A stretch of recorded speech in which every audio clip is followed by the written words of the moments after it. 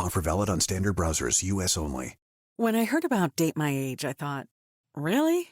But there I was in my empty, quiet house, my laptop on the kitchen counter, and I typed in my name.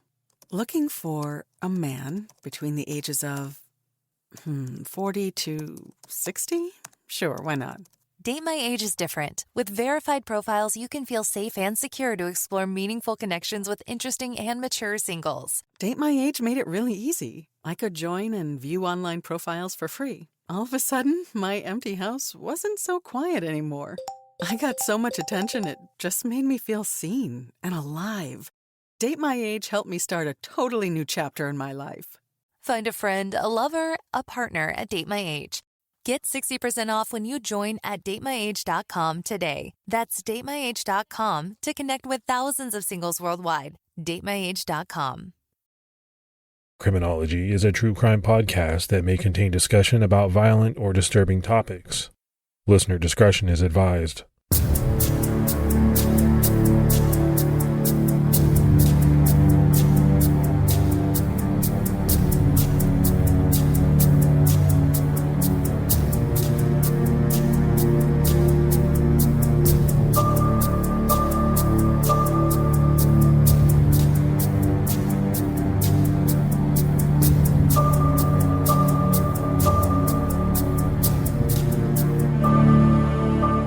Hello, everyone, and welcome to episode 208 of the Criminology podcast. I'm Mike Ferguson. And this is Mike Morford. Mr. Morford, man, what's going on with you? Trying to recuperate, tired, coming back from CrimeCon. This is our first episode since we got back, and I don't know about you, but I'm feeling it. Yeah, I had a red eye, and I'm just not a big fan of those red eye flights. I can't sleep on the plane. So then I got home, I took about a 3-hour nap, but it's taken me about 3 days probably to start to feel back to normal. Yeah, and I'm still in the same boat. I still feel like I felt like when I got back. And of course I had some mega travel issues going and coming back, but I'm just happy to be back here at home. So it'll even out sooner or later. But CrimeCon was amazing. It was a lot of fun. We met a lot of great people, a lot of fans. It was a blast. It was, and our meetup went really well too. There was a lot of great people there, and it was comfortable, and everybody was just sort of mingling and having a good time, and I really felt great about that. Yeah, it really was. So let's go ahead and give our Patreon shout outs. We had Rachel Buckley, Patrick Campbell, Susan Thompson, Nikki McLagan, and Michael Van Rookhuizen. So that's a lot of great new support. We really appreciate it. Yeah, thanks to everyone that takes the time to support us on Patreon. It means a lot. And if anyone out there would like to support the show, they can do so by going to patreon.com/criminology. All right, buddy, let's go ahead and jump into this episode. And this is a case that has recently made headlines internationally. There was a lot of coverage out of the United Kingdom.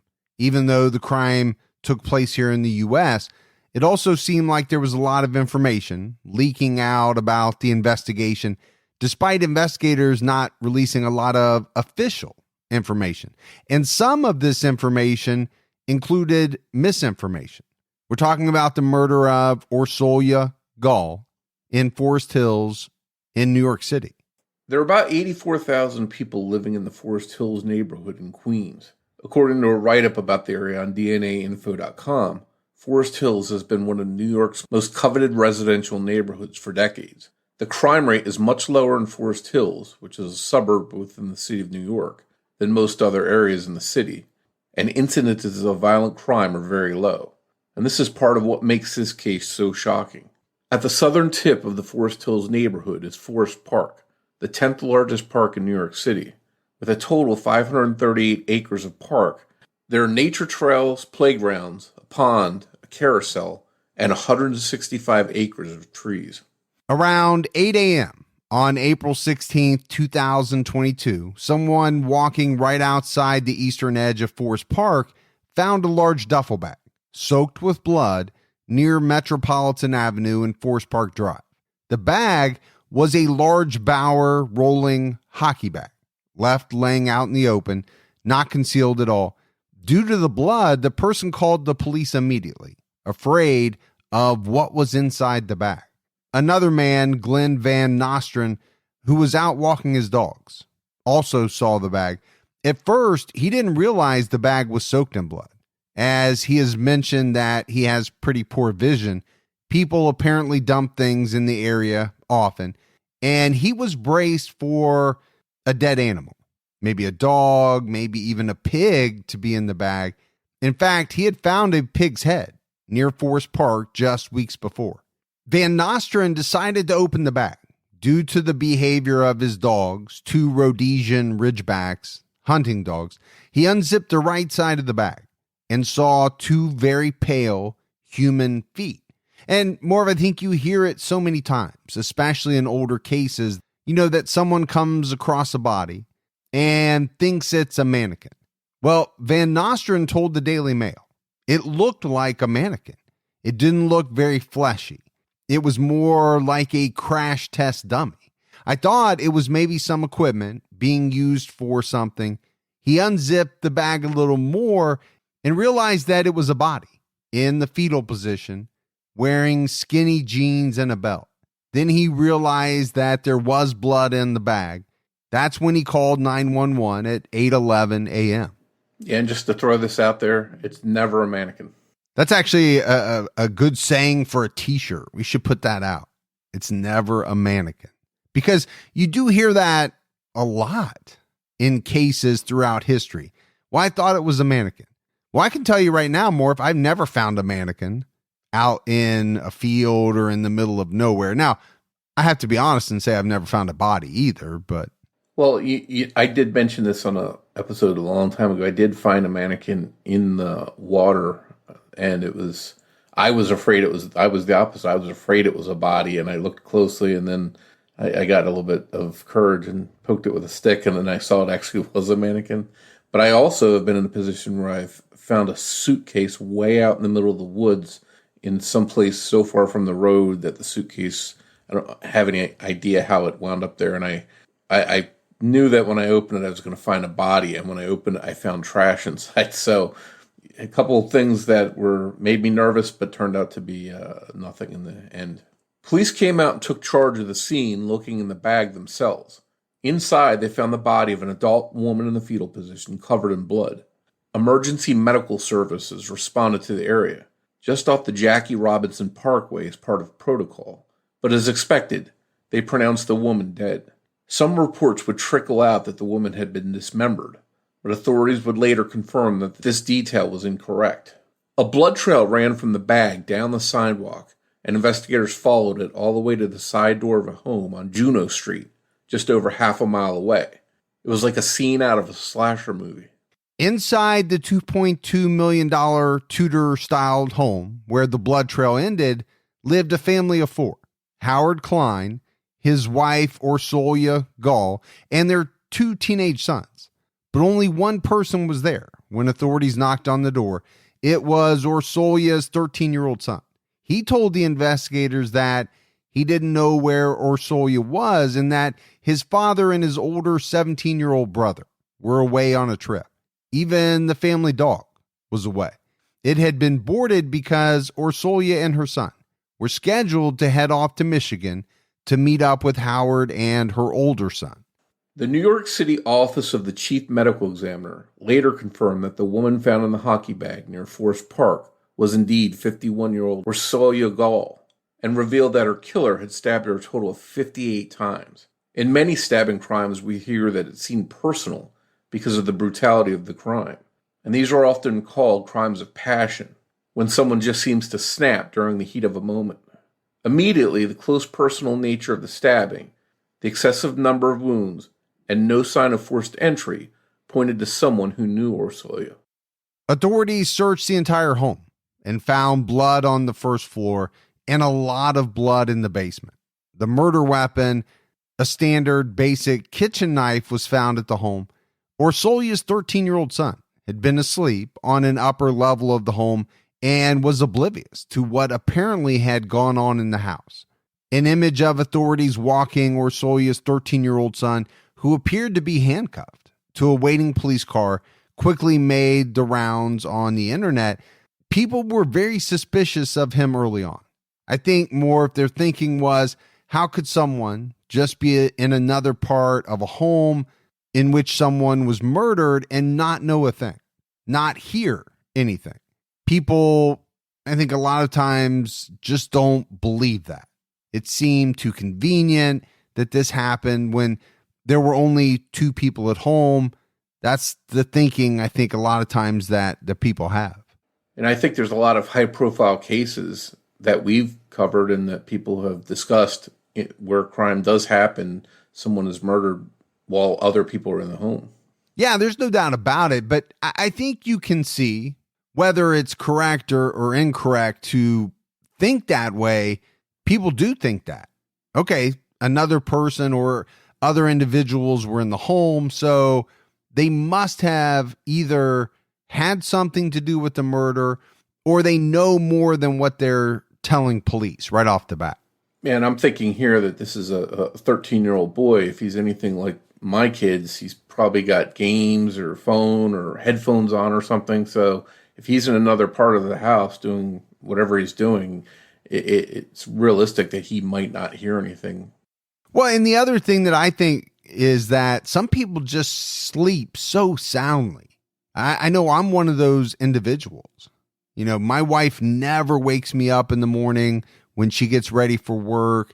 She's got the lights on. She's banging doors shut.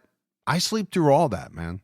Police verified that Orsolya's husband, Howard, and their 17-year-old son were in Portland, Michigan, visiting a college that the son planned to attend.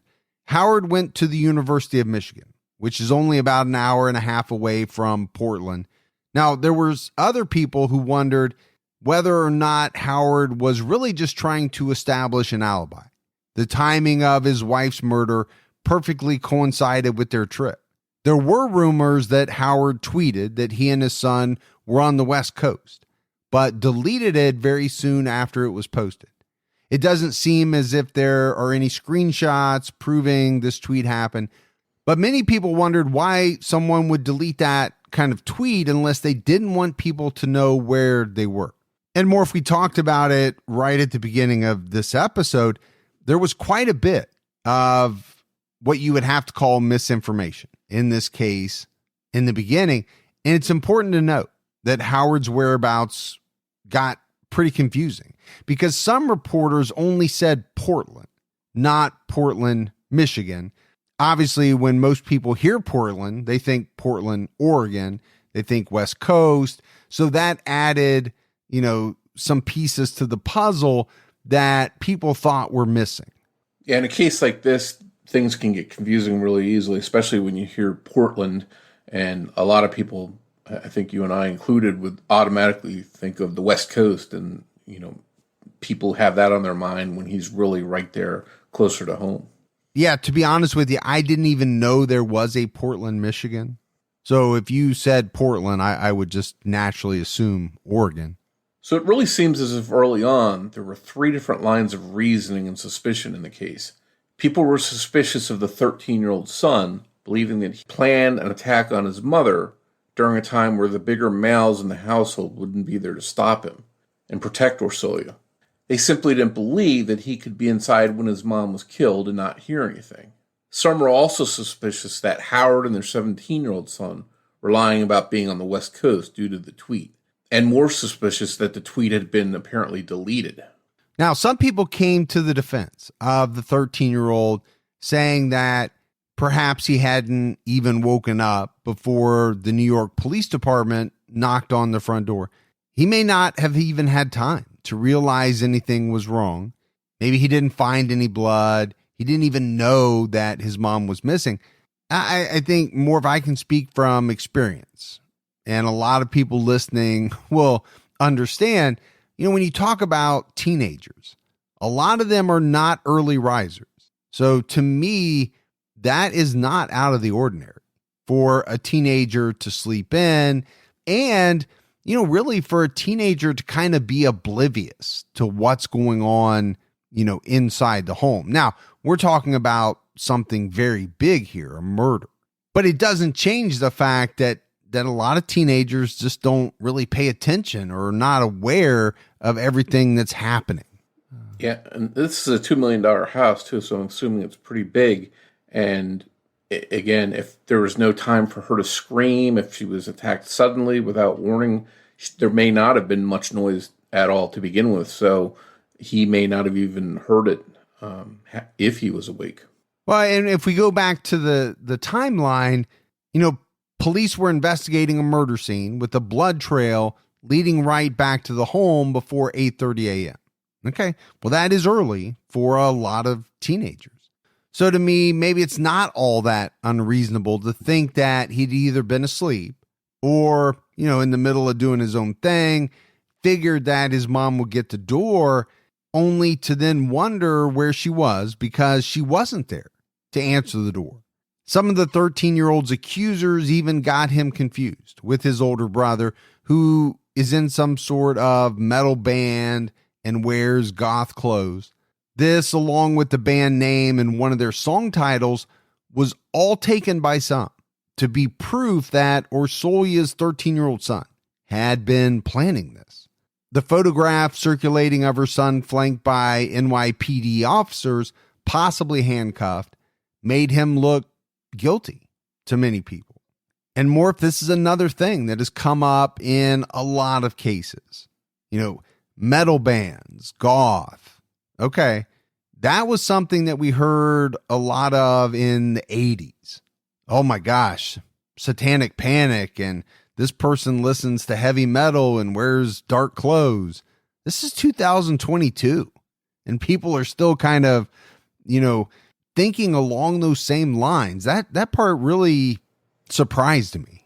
Yeah, it seems like it's so common now for younger people to have their own style and their own personality and to display that in different kinds of ways, whether it's some kind of makeup or clothing, whatever it is. So to just automatically think, because someone has that appearance or dresses a certain way, that they're involved in the murder of their own mom is pretty rough to imagine that. Well, we know it wasn't even real 40 years ago. So to me, it's even less, real today than it was back then. The 13-year-old's feet weren't visible in the photo of him being let out by police, but we would later learn that he had been barefoot when the police knocked on the door, and they hadn't given him time to put on shoes. According to Sun.com News, he was dragged to the police station, the 112th precinct, barefoot and in handcuffs. Investigators were also quick to confirm that Orsolya's son had been taken into custody for questioning, but not as quick to announce that he had been cleared as a suspect. For a day or so, depending on which article you read, he was either cleared or not cleared, adding to the confusion. Ultimately, all of Orsolya's family were cleared by police. The NYPD put up a $3,500 reward for information leading to a conviction in Orsolya's murder, despite Orsolya's family being ruled out. The reward amount once again fueled public suspicion of her 13-year-old son, because it seemed like a relatively small reward, maybe something a kid would turn on another kid for in a heartbeat, but not really something most adults would risk it all for. The same night the reward was offered, Chicago News 7 reported that Orsolya's murder was a, quote, domestic situation, but they didn't elaborate on that. And more to me, the use of that phrase, a domestic situation, that could mean a lot of different things to different people. I think to many, that would conjure up images of domestic violence. Or, you could just take it literally and think that it has something to do with the family. Yeah, it was a really broad and sort of wide open comment to put in the article and just sort of leave it there without much more to it than that, because that does get people thinking about all kinds of different possibilities. But obviously the news had some kind of insight from the police that led them to report that way. Police worked to create a timeline of Orsolya's movements leading to her murder. The timeline of her last night was pretty tight, and it led police to believe that she had been killed in the middle of the night. She had been spotted multiple times during both the day and late the night before her body was found. On Friday evening, a neighbor saw her and the family dog walking around the backyard, enjoying the sun. She had gone to Manhattan earlier in the night and watched a show at the Lincoln Center. She was at a local bar in Queens from about 11:45 until about 12:30, sitting alone. Some witnesses said it appeared that she had been waiting for someone who never showed up to the bar. But the manager of the Forest Hills station house, where Orsolya was seen that night, said that she was a regular there and was usually there alone. And this is definitely one of the things, Morph, that you see online. There are a lot of people who question why Orsolya was out 11:45, 12:30 with her young 13-year-old son home alone. And to me, that's one of the big differences in a case today than, let's say, 30, 40 years ago, right? Before social media. Now, with social media, you can go out and look at the comments. There are thousands, tens of thousands that you can find. Some of them are pretty brutal, to be honest with you. There's a little bit of a backlash against her, it seems, online, and whether it was the right decision to leave him home alone. I'm trying to think back to when I was 13 years old. I know coming home, my parents were at work. I had a key. I'd let myself in, and I'd stay there for an hour or two till they got home. But I think a lot of people, it's more troubling to them if the scenarios were it's nighttime, midnight, and one of the parents is out and that child's home alone. So I think that's maybe what they were bringing up and reflecting on. The manager, Gabe Veris, told police that Orsolya ordered her usual, a Moscow mule, before she left alone. It seemed as if Gabe Veris and Orsolya were friendly with each other. They spoke as regulars at a bar will do with their favorite bartenders and staff at the places they go. Just days before she was murdered, she and Veris spoke about how happy she had been after seeing a concert. CBS News reported that she was delighted and elated, that she saw this particular composer live, and that Orsolya was very into the arts and music. Gabe told NBC News New York that she was composed, collected in the middle of the bar, just keeping to herself and talking to staff, and that she didn't seem frightened or scared or panicked. NBC News New York also reported that as far as Veris and other staff could tell, she just enjoyed her one drink before going home. PIX11 News has reported since the day after her murder that although she told her younger son that she was going out to watch a show, she actually met up with another man instead. It's not clear where this would fit in the timeline between going out and being alone at a bar, or whether this information that was reported was any good. But at the time of the writing of this episode, they hadn't corrected the article or changed it. And it fueled the headlines and speculation. Orsolya was leading a hidden life. And more, if you think about the headlines and the speculation, you have a woman who has been murdered.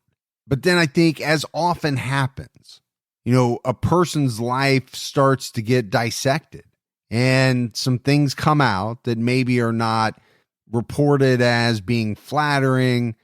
People are looking for skeletons in the closet, even of a victim, as they go to tell the story. And a lot of times I think, that can't be easy on the family. Yeah, because they've got to hear all this stuff come out and deal with that part of it on top of their loved one being brutally murdered. It can't be easy. And we're talking young men here, teenage sons. To hear this stuff had to be pretty rough for them. But it was a disturbing surveillance camera that gave the police their best clue. At 4:30 a.m., a man was caught on a Ring doorbell camera, wheeling the bloody hockey bag that contained Orsolya's body behind him. According to Fox News, there were actually at least 7 doorbell cameras just on the immediate block of Juno Street, and Orsolya's home had a security system with surveillance cameras. There were also multiple cameras along 75th Avenue that caught the suspect rolling the hockey bag down the sidewalk. The suspect appeared grainy, in the footage, and the footage didn't reveal much at all about what he looked like. And here again, Morph, when we're talking about the differences between a case in 2022 and a case that goes back to the 70s or the 80s or the 90s, okay, there have been surveillance cameras that, have proliferated over the years. But to me, it's really the rise of these Ring doorbell cameras, and there's a lot of other companies that make them, that are starting to really play a vital role in cases now.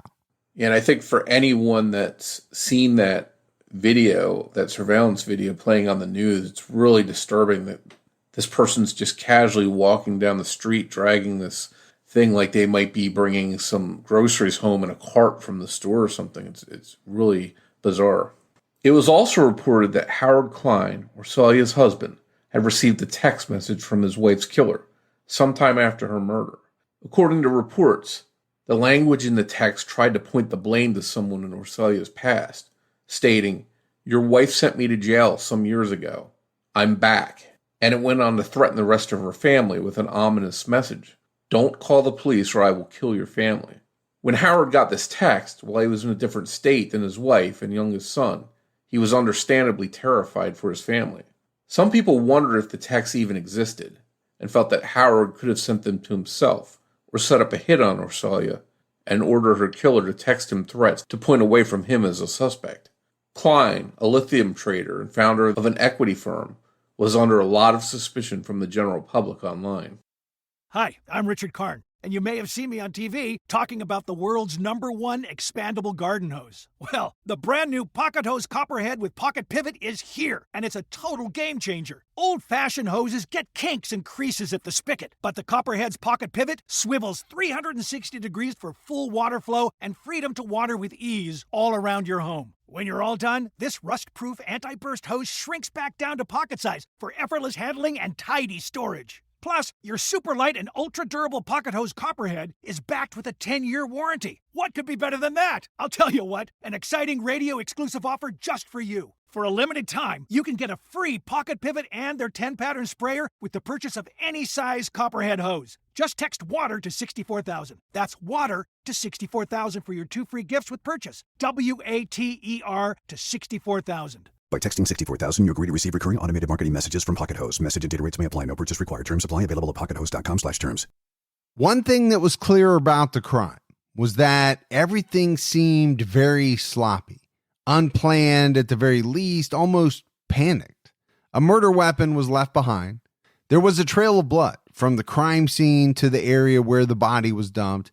The body was not even wrapped in a blanket or a shower curtain to try and hide the blood. We have weird text messages that don't really add up with the message that they were trying to send. You have a body dumped right in the open next to a sidewalk by a park that has over 150 acres of woods, as well as a pond big enough to drop a body in. A few days into the investigation, articles announced that the NYPD suspected someone who had access to the home, someone who had possibly used a spare key. I think it's important to talk about the victim here, Orsolya Gaal. She was originally from Hungary, where her sister and her mother both still live. Her Facebook page said she attended the Budapest Business School College of International Management and Business. Orsolya and her family had lived in the home on Juno Street for about 10 years. From the outside looking in, her life seemed amazing to many. She often posted photos of her 2 sons and photos of her wedding to Howard. Her youngest son was old enough for a bar mitzvah, and her oldest son a talented musician.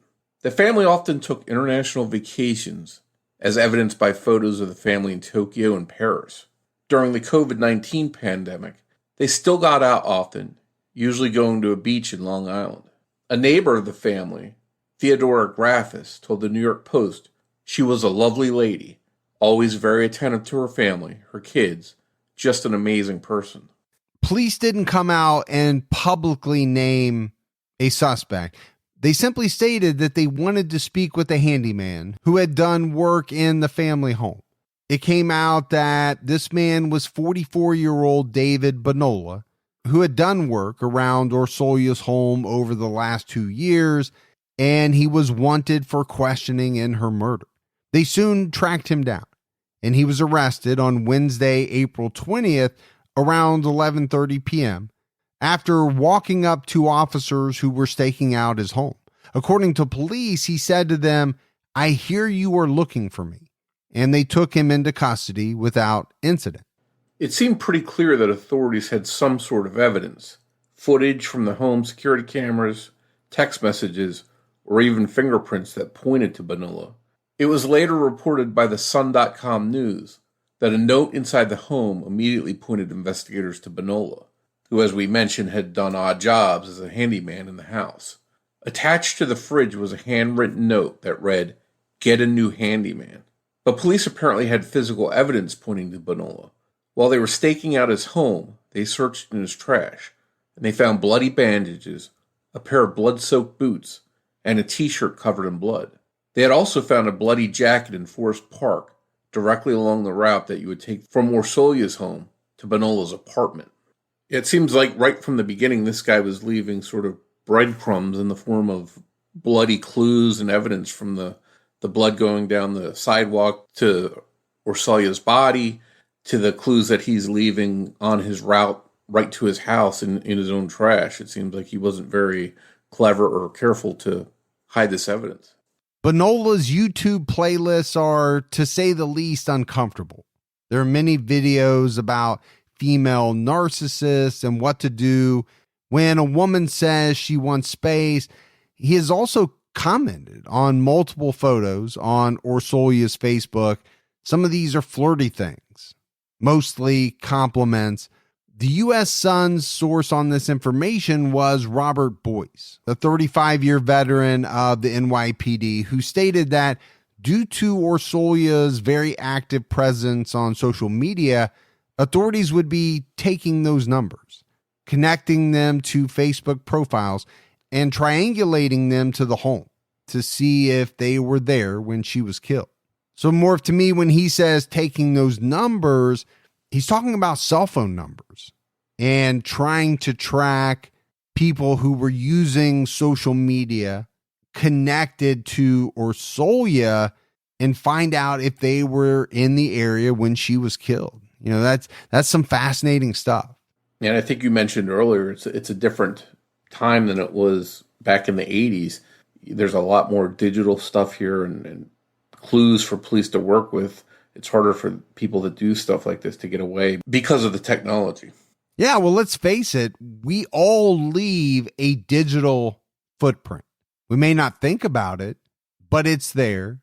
I think we're all pretty familiar with cell phone usage and, you know, the authorities trying to triangulate pings off of a tower or use that type of information.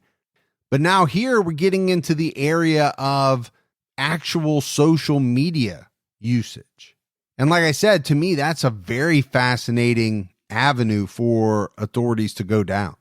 Employees at a nearby Starbucks recognized Bonola, with one young woman who had used to work there telling the Sun that everyone knew he was a weird individual, especially in the Starbucks on Austin Street.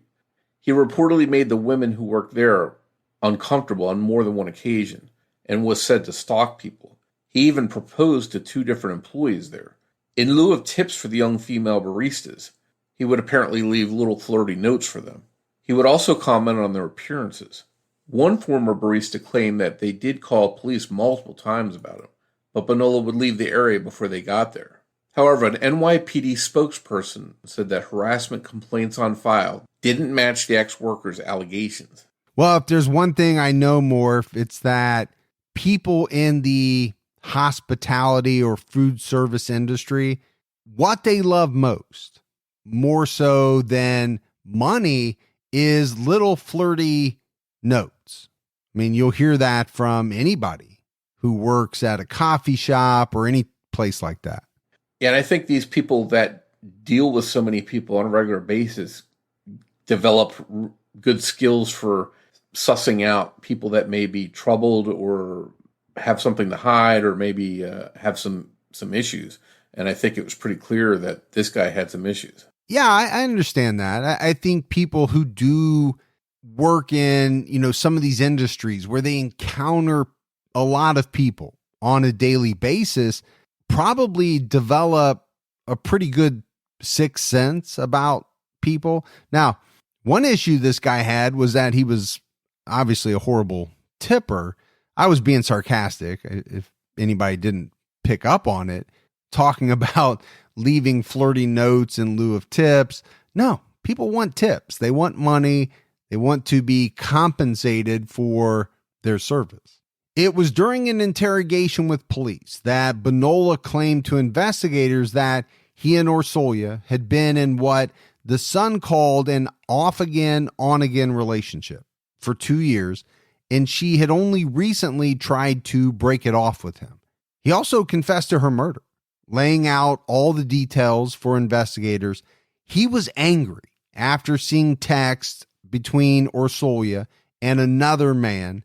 So a few minutes past midnight on Saturday, April 16th, he showed up at her house on Juno Street to talk things out with her.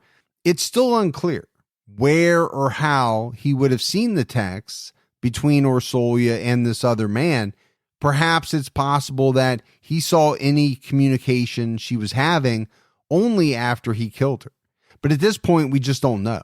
It could even emerge that he somehow had unauthorized access to Orsolya's texts. We'll have to wait to see if some of these details come out.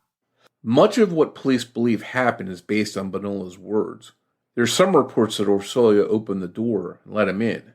But at the press conference following Bonola's arrest, it was confirmed that a spare key had been hidden in the barbecue in the backyard. Because Bonola's statements haven't been released yet, it seems possible that Bonola knew about this key and used it to let himself in. Perhaps, if Orsolya did actually let him in, it was most likely to get him off the porch so he didn't cause any kind of scene after midnight in her upscale neighborhood. This wasn't an argument she would have wanted to have with a man she was romantically involved with on the front porch of her home at 12 in the morning when her husband wasn't home. We don't know yet what exactly really happened once Bonola was inside. It's been speculated that perhaps Orsolya took him to the basement so they didn't wake up her 13-year-old son. The Sun News reported that Orsolya tried to ask him to leave multiple times, but he refused. According to some reports, during the argument, he picked up a knife and attacked Orsolya, slitting her throat and stabbing her multiple times. Some news sources have this the other way around, stating that investigators believe Orsolya's killer entered the home and killed her on the first floor and then took her body to the basement. For some reason, Bonola stayed in the home until around 4:30 a.m. when he left for Forest Park. Articles don't make any mention of a cleanup at the scene, and officers at the press conference didn't mention anything regarding this either. So it's kind of unclear what he was doing there for hours. We know that he did grab Orsolya's son's hockey bag to transport her body, but other than that, we don't have all the details. Bonola did admit to investigators that the reason he moved Orsolya's body was that he didn't want her 13-year-old to go downstairs in the basement and find her. Some people from the beginning thought that the fact that Orsolya's body was moved in such a careless manner pointed solely to the motivation to move her away from the home. Now, Morf, we talked about the initial speculation. Many people thought that her 13-year-old son was involved. Many pointed to the body being moved away from the house as proof that the son didn't want to incriminate himself. But even early on, there were others who believed that whoever killed Orsolya was showing some sympathy for her young son. And they believed that that's why it didn't matter that the knife was left behind. It didn't matter that the person was seen on camera. It didn't matter that there was a blood trail leading anyone who was looking straight to the body. And it didn't matter that the hockey bag was just left near the sidewalk. The sole motivation for moving Orsolya's body out of the home, and this was backed up by her alleged killer, was to make sure that her young son did not have to see his mother that way. There have not been any confirmations whether Orsolya's children ever interacted with Bonola at all. But I think, Morf, you'd have to say it's not uncommon for kids to be around when a handyman is at the home fixing something. It's hard for me to believe that at least one or both of the children didn't at least know who this guy was or had seen this guy at the home performing work. Yeah, and to me, it just brings up a really odd situation of someone that savagely stabs this victim 50-something times. It just seems brutal, but then he has the afterthought of, oh, I can't let this poor kid find his mom like that. Let me get her body out of here. It's just you almost can't balance that out, how that thinking happens.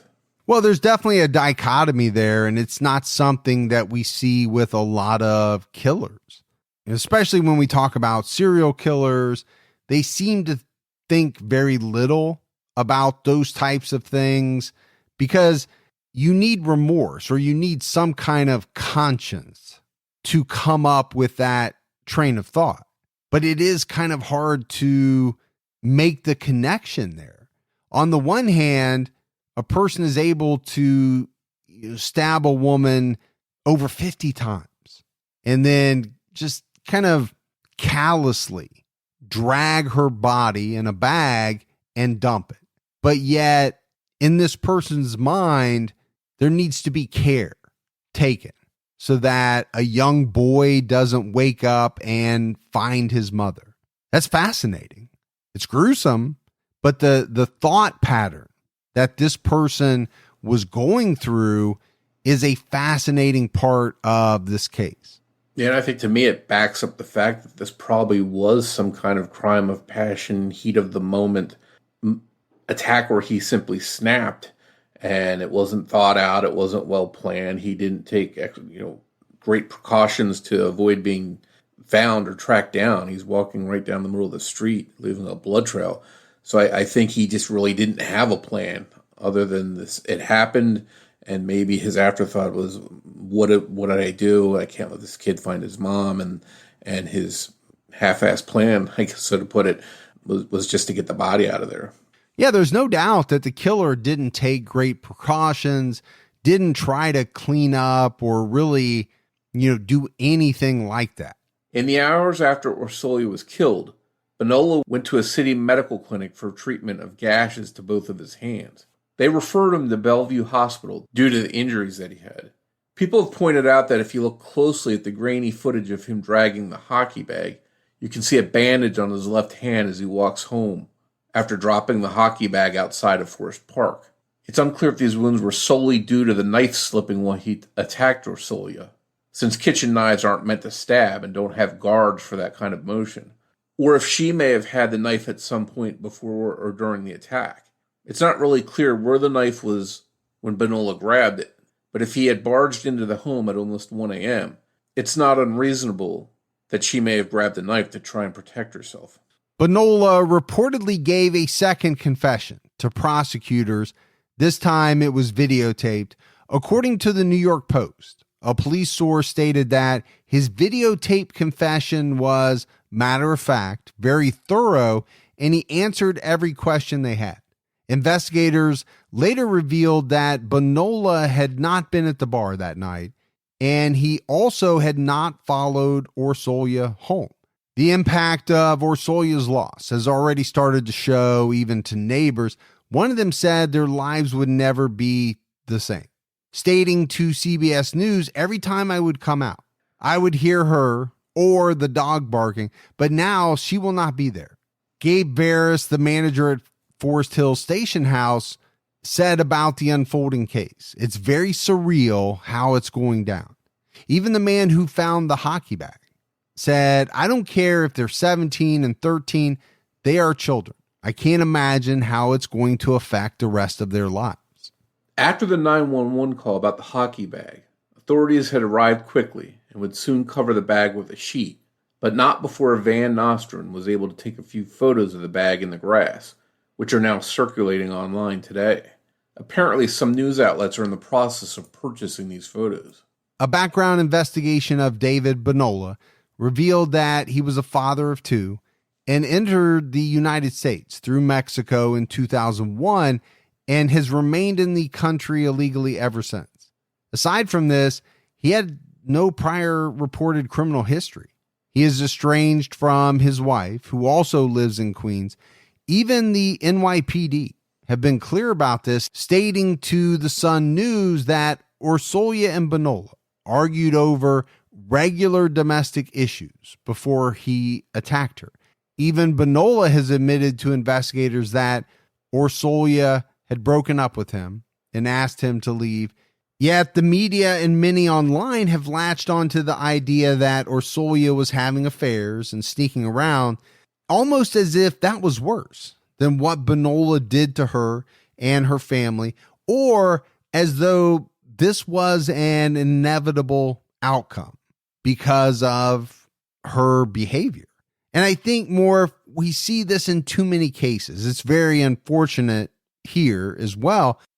It's that Orsolya has been victim shamed by some for being involved in an extramarital affair. I get it. People don't like that. They don't agree with that. But there's no doubt she didn't deserve what happened to her. According to Bonola, Orsolya Gaal said no, asked him to leave, and that's why he decided to kill her.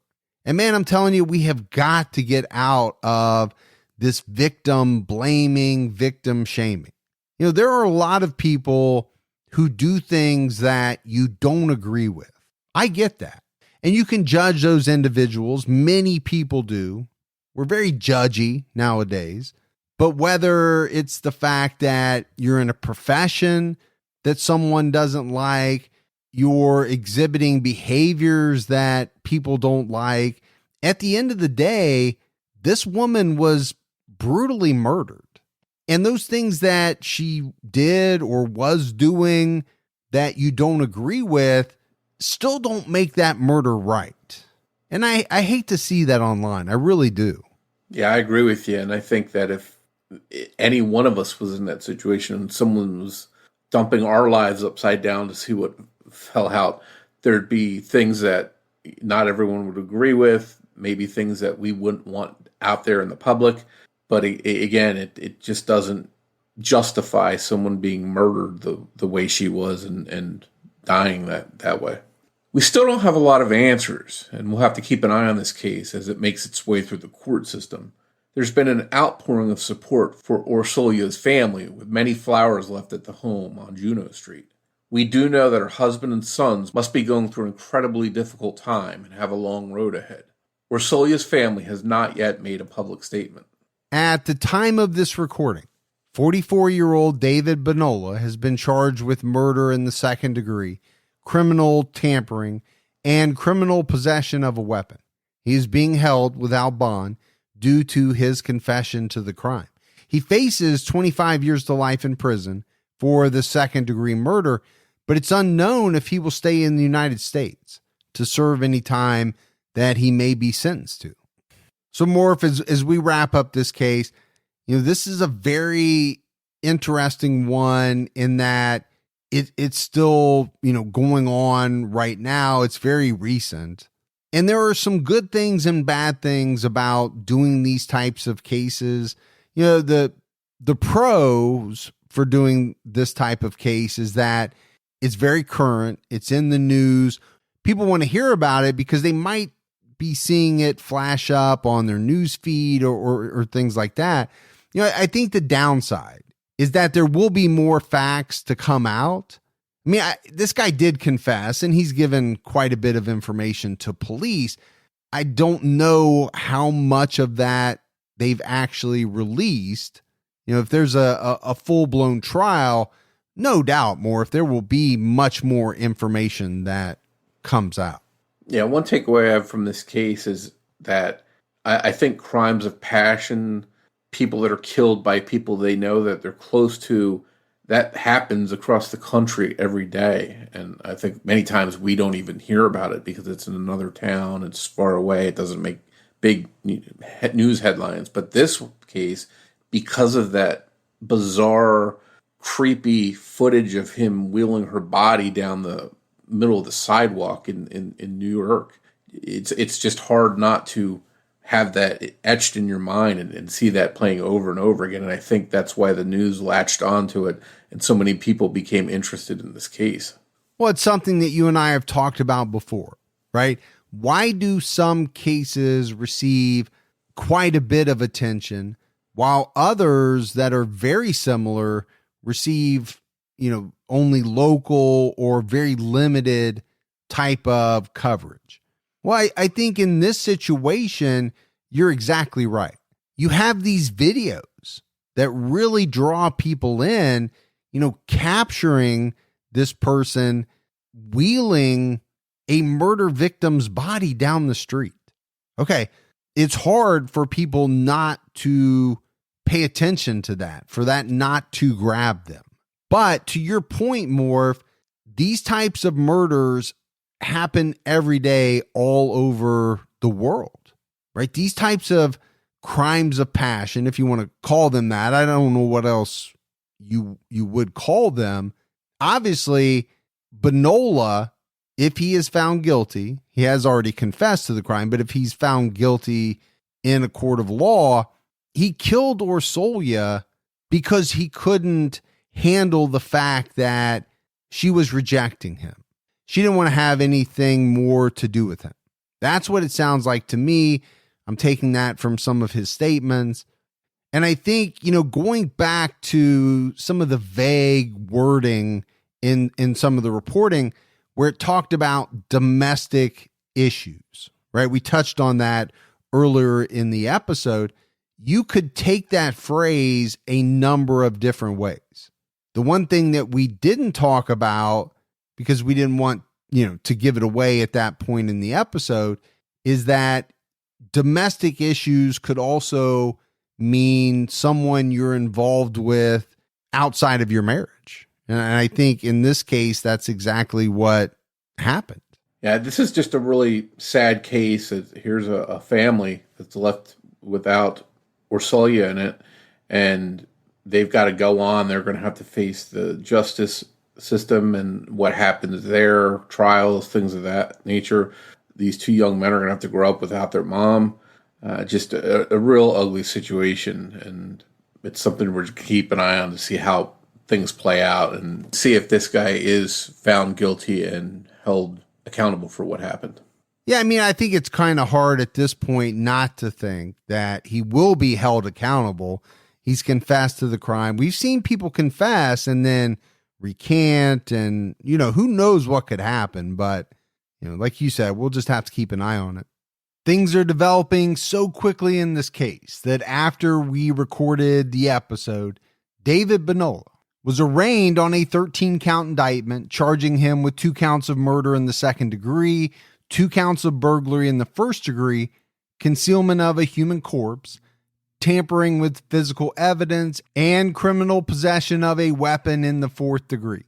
Bonola, according to court records, also told police that he believed that his victim, Orsolya Gaal, had given him HIV. So that may be a motive here. We will definitely have to keep an eye on this case and see where it goes in the court process. Thanks goes out to Sonny Landon for help with writing and research in this episode. As always, if you love the show, but you haven't done so yet, take a minute, go out and give us a 5-star rating. Keep telling your friends who love true crime about the Criminology podcast. If you want to find us on social media, we're on Twitter with the handle @CriminologyPod. You can also find us on Facebook by searching for Criminology Podcast, or by joining our Facebook discussion group, Criminology Podcast Discussion and Fans. So more if that is it for our episode on Orsolya Gaal. But we'll be back with everyone next Saturday night with a brand new episode of Criminology. So until then, for Mike and Morf, we'll talk to you next week. Take care, everyone.